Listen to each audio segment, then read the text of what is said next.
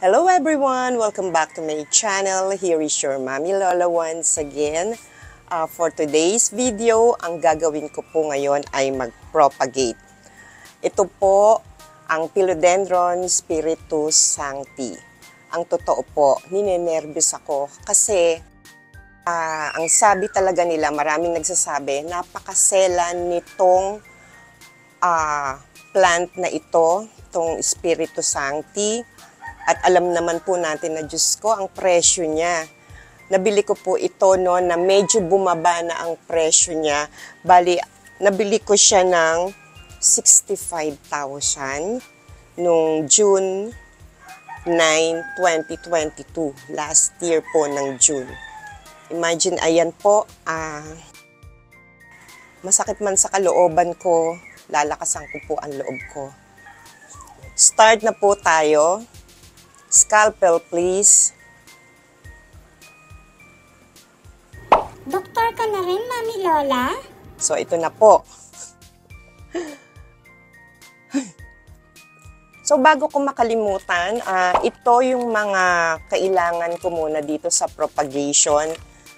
Iba ngayon ang gagamitin kong media. Bali, ang gagamitin ko for today is itong Puffcal chips. From Japan. Bali, product ito ng Japan. Ayan. Medyo pricey. Half kilo lang to. 1,500 ang presyo niya. Ito siya. Ayan. And, syempre, ang fungicide. Itong paste na to na talagang subok ko na. Bago nga kasi kabibili ko lang, naubos ko na yung unang tube ko nito. And, syempre, ang scalpel. Kailangan matalim na matalim para hindi masyadong, kailangan isang click lang, hindi masyadong ma-damage ang halaman. So, ayan. And yung pots, clear pots. So, ayan. Simulan na po natin. Ito na talaga. Game.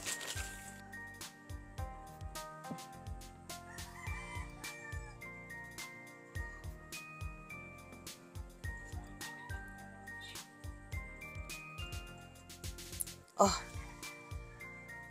ito. Kuha ko na. May dalawang, bali, tatlong aerial roots. Yehey!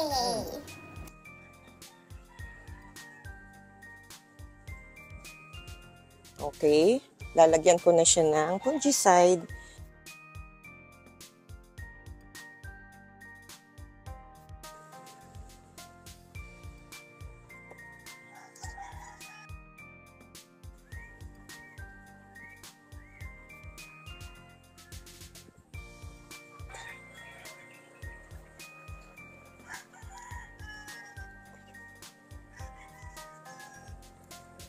Okay.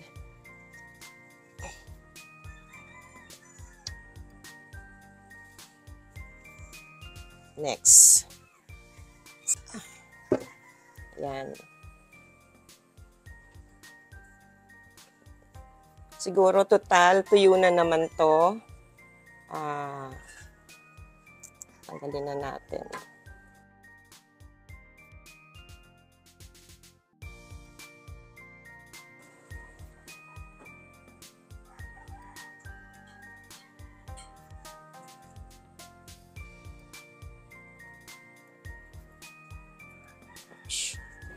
Ingat, Mami Lola, baka masugat ka.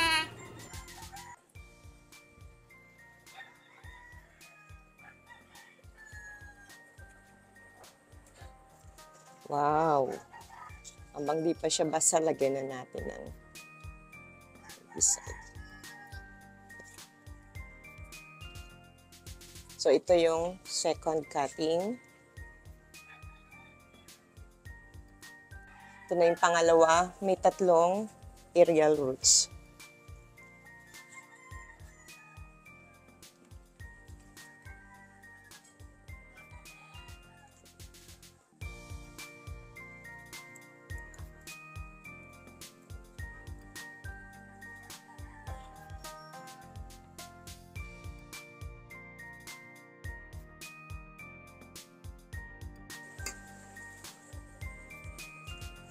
Nakabaon yung kanyang roots.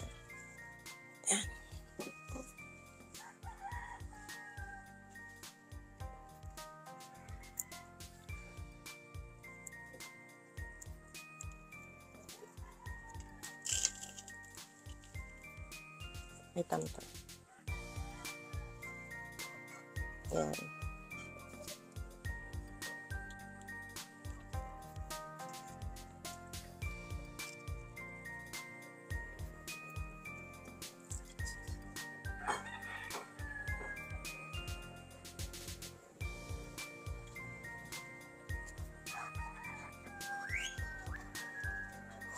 Hindi na siguro to.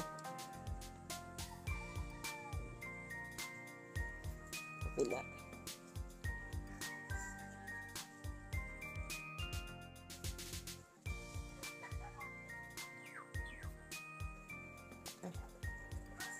Yan, patutuyuin na lang natin tong cream at tong paste, tong fungicide.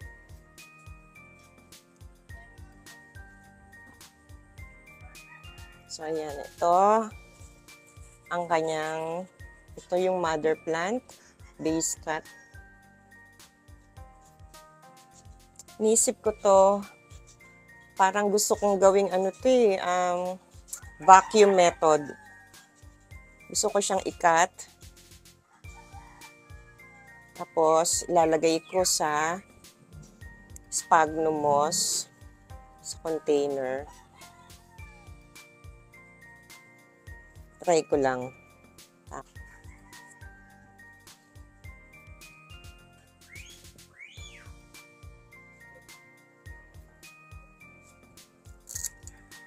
O, diba? Mas madali. Sa scalpel, total wala na naman siyang dahon.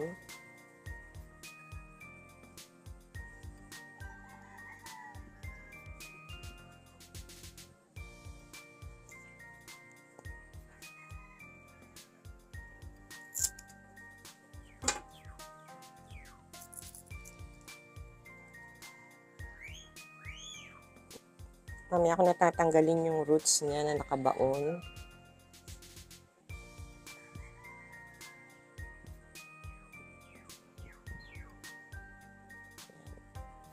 Kunin ko pa kaya to isa. Palagay nyo. Ito. Wag na. Wag na. Okay na. No? Delikado no? Okay. Yan. Yan naman. Ito na po yung natira. Ito na lang ang natira. Ito mamaya, hihilahin ko to, itong ugat. Dito. Ayan. Bali, nakalimang cut po ako. Dito sa isang pot ng Spiritus Sancti. So, gagawin ko naman yung pagtataniman natin using Pafcal chips. Soil-free organic to. From Japan. And ang sabi dito sa instructions, soak the Pafcal till it's fully absorbed with water. So, tingnan natin dito.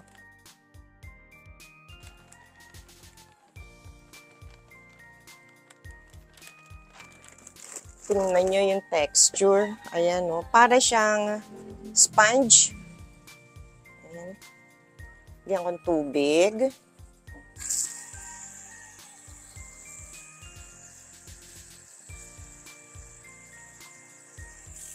Ito.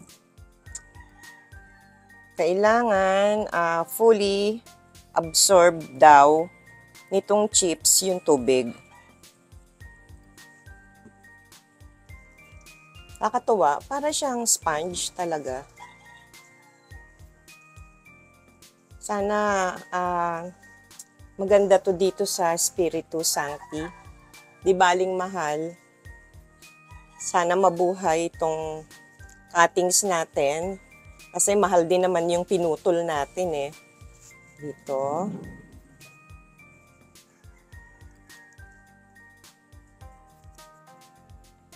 Siyempre yung top cut ang uunahin natin.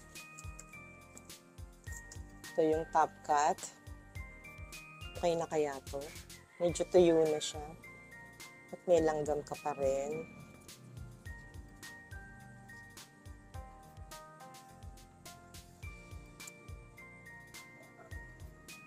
Hirap. So, kailangan marami.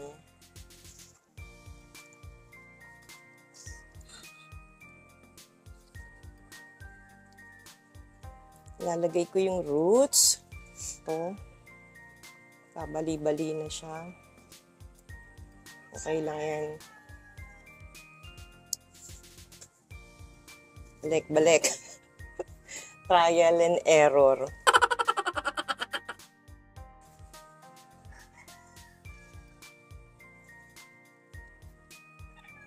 Gusto mo? Wala ko dito sa mga naman na usay. Hindi buhay. Okay lang.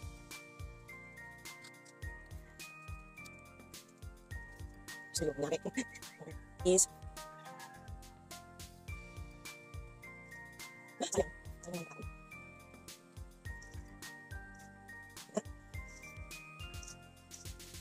So, ito po ang takat ng sinusabi. So, ito yung pagpapatungan ko ng pot and nilagyan ko siya ng pebbles para mabigat. Para hindi tumumba yung paso. Yan. Tulungan niyo po akong magdasal na sana mabuhay si Espiritu Sancti. So, yan po ang top cut.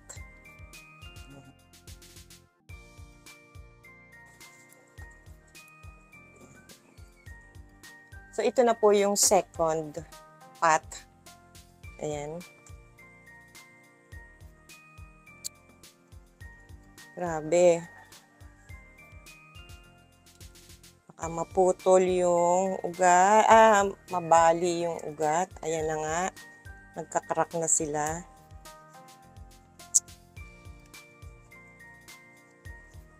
Bahala na si Batman.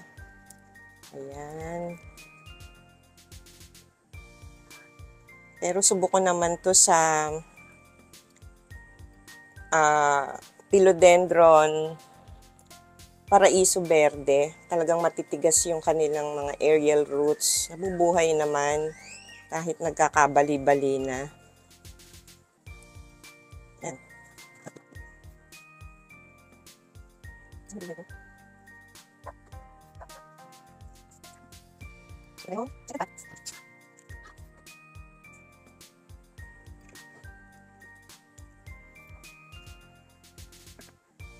Yan. Okay.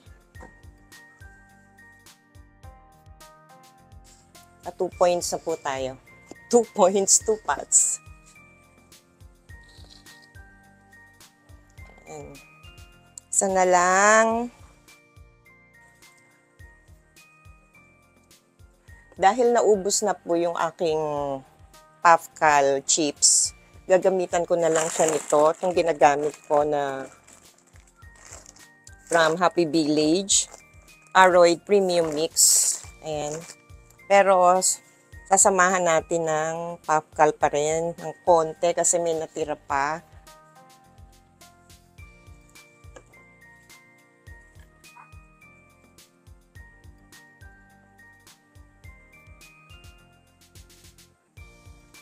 And, kailangan lagyan ko siya ng stick.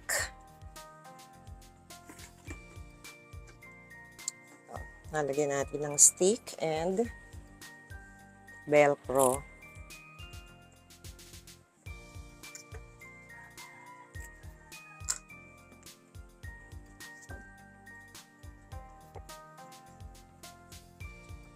Yan. Ito yung away mix.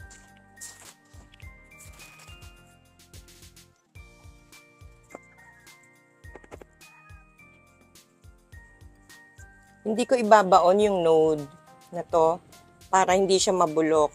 Kailangan lang ang nakabaon yung mga roots. Katulad ng monstera, gustong-gusto ng monstera yung ganyan. Hindi nakabaon ang mga node.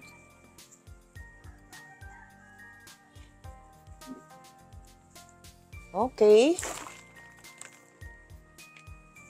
Ayan. Ito na po yung pangatlong pot na may mix ng popcal chips and ito ngang premium aroid mix na ginagamit ko. Ayan. So, tatlo sila. And yung ito, nagagawin ko naman na vacuum propagation ang gagawin ko dito. Dito naman tayo sa vacuum method ng propagation. Ayan, sphagnum moss container, and ito yung kinat ko na wala ng dahon. So, ilalagay ko lang to dito. Ayan. Atong. And yung isa, nakinat ko rin na may mga ugat na. Kasi kailangan lang may tumubo dito. Yung kailangan magka-shoot. Siguro ganyan ko na lang siya.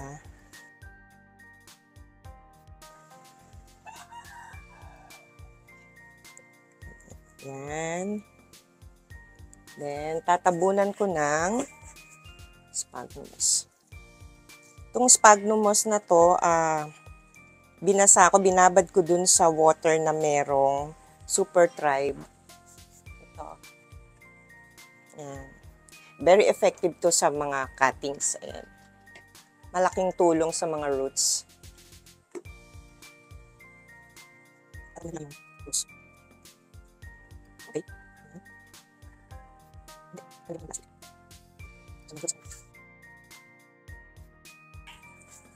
So, yan na po. Tatakpan na natin. Pero hindi ko siya basta tatakpan. Lalagyan ko muna siya ng plastic. So, yan. Plastic ko muna siya.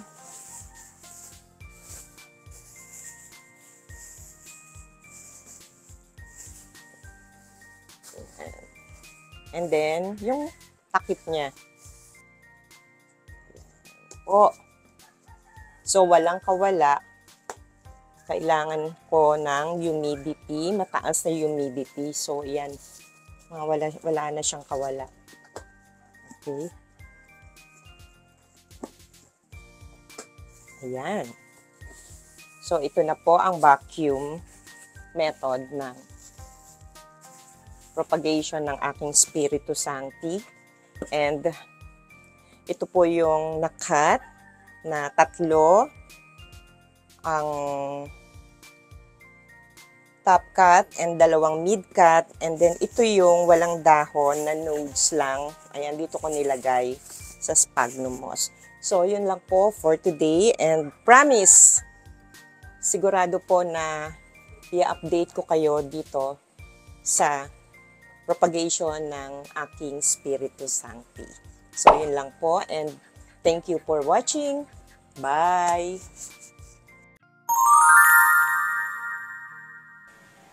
Hello everyone!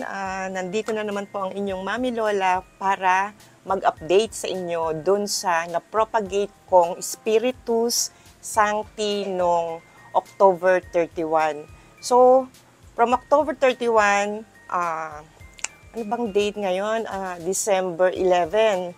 So, mga 40 days. Ayan. After 40 days, ito na po, ipapakita ko na po sa inyo si Spiritus Sancti. Ayan. Ito po yung top cut. Ayan. Noon kinakabahan ako kasi baka hindi bumuka itong itong new leaf na to, bali natatakot ako baka ma-abort siya noon kasi nga nung i-propagate ko, nung kinat ko siya. Pero nung umuwi ako nung Monday and bumalik ako nung Friday, nakita ko ito na yung dahon. So, ayaw pala ni Spiritus Sancti ng masyadong bine-baby. Yung tipong binabantayan, tinitingnan araw-araw. So, nung wala ako, bumuka po siya. Ayan, ito na po yung kanyang bagong dahon. Ayan. Nawala po yung kaba ko. Kasi talagang natakot ako dito. Baka hindi magtuloy-tuloy. yung kanyang pagbuka. So, ito po yung top cut. And, yung, dito ko muna siya lalagay. Ayan. Oh. And yung sunod ko naman, yung, bali, sumunod doon na pinutol ko, yung parang pinaka-mid cut na siya eh. Ito po. Ayan. Ito, medyo, ayan, may dahon na siya. Ito, itong maliit na dahon, wait lang. Itong dahon na to, and then ito pa, maraming susunod pa na dahon, ayan. And then tingnan po natin yung kanyang roots. Ayan. Ito, ayan, may mga roots na siya eh. Ayan, mga roots. Ayan. And ito pala, pakita ko yung roots din. Ito. Parang ayan! Tingnan niyo po yung roots ni Top Cut. Ayan po. Oh. Oh, di ba? Ang healthy. Ang saya-saya ng Mami Lola! Ang dami-dami na po. Yan, ang nakakatuwa. Ang ganda pala talaga ng yung puffcal chips ng Japan. Yan. So, ito yung pangalawa. And then, yung pangatlo, ito po. Itong pangatlong kinat ko, yung mid-cut na rin. Ayan, medyo may isang pa-unfurl din na dahon. Ayan, isa lang siya, hindi katulad nung pangalawa. Maraming padahon. So, ayan. And, ano pa ba?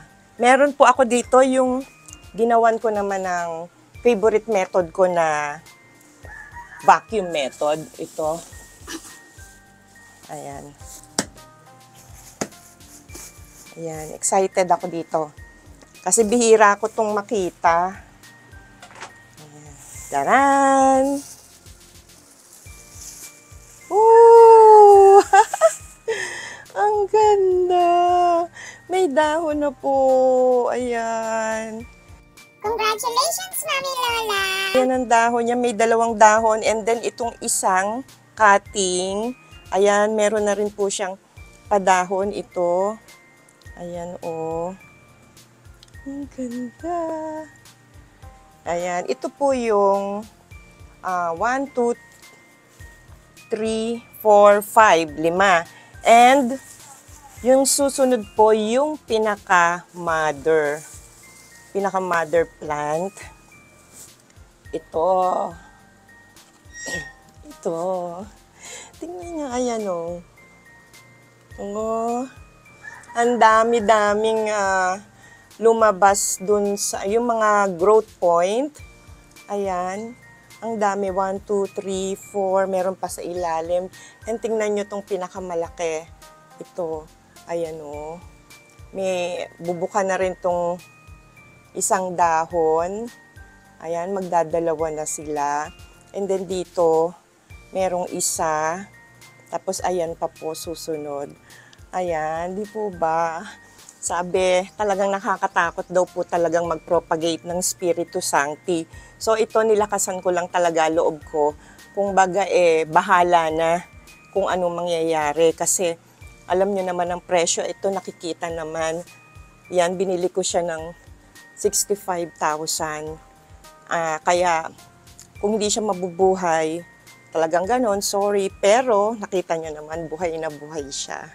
Kaya yan, masayang-masaya po ang Mami Lola.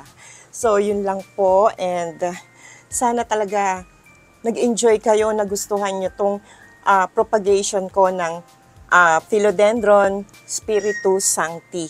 Ayan, dalawang klase, ginamitan ko ng vacuum method, and yun nga, kinat ko, nilagay ko lang dito sa potting mix na ginagamit ko na Aroid Premium Mix from Happy Village. Ayan.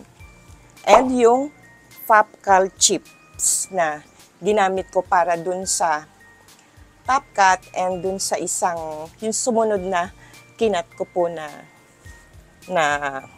stem ng Spiritu Sancti. So, yun lang po. And please, don't forget to like and subscribe. Thank you for watching. Bye!